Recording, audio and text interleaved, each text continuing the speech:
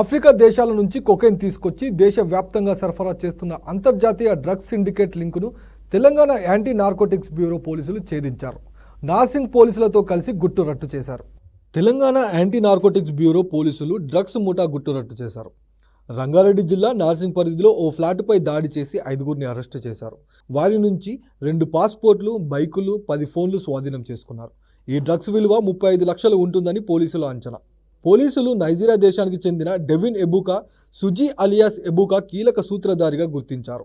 హైదరాబాద్కు ఉన్నత విద్య కోసం వచ్చిన అతడు నగరంలో టౌలీ చౌక్లో ఉంటూ స్థానికంగా డ్రగ్స్ విక్రయించేవాడు.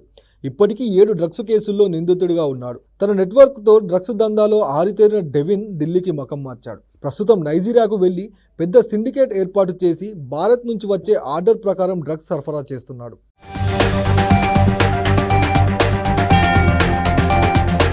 డ్రగ్స్ సప్లై కోసం ప్రత్యేకంగా నైజీరియాకు చెందిన మహిళ ఒనౌహా బ్లెస్సింగ్ అలియాస్ జోవానా గోమస్ను నియమించుకున్నాడు. 2018లో భారత్కు వచ్చిన ఈమె బెంగళూరులో హెయిర్ స్టైలిస్ట్గా పనిచేస్తూ నైజీరియా నుంచి దేశంలోకి వివిధ నగరాలకు డ్రగ్స్ సరఫరా చేస్తోంది. తన డ్రగ్స్ రవాణాకు ఆటంకం కలగకుండా ఆఫ్రికాలోని మరో దేశమైన గినియా బిస్సో నుంచి నకిలీ పేరుతో పాస్పోర్ట్ తీసుకుంది. ఒకవేళ డ్రగ్స్తో పట్టుబడిన కేసు నుంచి తప్పించుకొని నైజీరియా వెళ్లేందుకు పాస్పోర్ట్ తీసుకుంది.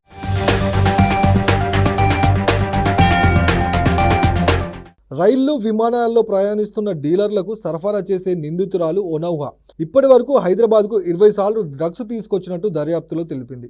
ప్రతిసారి కనీసం 200 నుంచి 300 గ్రాముల చొప్పున కొకైన్ తీసుకొచ్చి హైదరాబాద్లోని సప్లయర్లకు విక్రయించేది. ఒక మహిళ తరచూ నైజీరియా, భారత్ మధ్య ప్రయాణించడం గుర్తించిన పోలీసులు ఆమెపై నిఘా ఉంచారు. ఇదే సమయంలో డెవిన్ ప్రధాన అనుచరుడు లంగరౌజ్లో ఉండే నైజీరియాకు చెందిన అజీజ్ నోహిమ్ హైదరాబాద్లో డ్రగ్స్ విక్రయిస్తున్నట్టు పోలీసులకు సమాచారం అందింది. దీంతో బ్లెస్సింగ్ రాకపోకలు, కలేషి నోహిమ్ కార్యకలాపాలపై టీజీ న్యాబ్ దృష్టి పెట్టింది.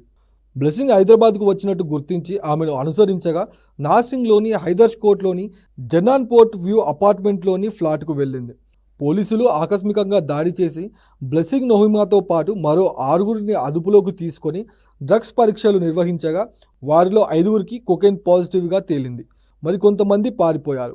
దీని వెనుక ఎవరెవరు ఉన్నా వారిని కూడా త్వరలోనే అదుపులోకి తీసుకుంటామని పోలీసులు తెలిపారు.